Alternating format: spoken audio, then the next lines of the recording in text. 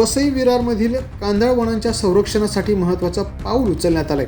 महसूल विभागाच्या अखत्यारीतील कांदळवन क्षेत्र स्वतंत्र कांदळवन विभागाकडे हस्तांतरित करण्याच्या प्रक्रियेला आता वेग आला असून आतापर्यंत तब्बल 2969 हेक्टर क्षेत्र या विभागाच्या ताब्यात देण्यात आलंय. वसई विरारच्या खाडी किनारी आणि पाणथळ भागात मोठ्या प्रमाणावर कांदळवने आहेत.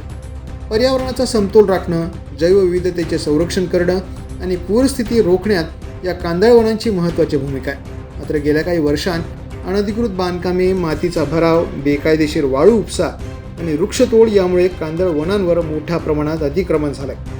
महसूल आणि कांदळवन विभागानं संयुक्त सर्वेक्षणात सुमारे 4070 हेक्टर क्षेत्राची नोंद केली होती. त्यापैकी आतापर्यंत 2969 हेक्टर क्षेत्र अधिकृतपणे कांदळवन विभागाकडे हस्तांतरित करण्यात आले. उर्वरित क्षेत्र हस्तांतरणाची प्रक्रियाही सुरू आहे.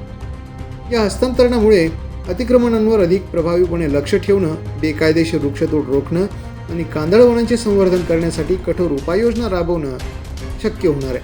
याशिवाय विरारमधील मारंबळपाडा आणि नायगाव परिसरात मँग्रोव्ह पार्क उभारण्याचीही तयारी सुरू असून त्यामुळे पर्यावरण संवर्धनासोबतच पर्यटन आणि सागरी जैवविविधतेच्या अभ्यासालाही चालना मिळणार आहे. द पोलीस न्यूजसाठी श्रीधर चव्हाण, वसई विरार.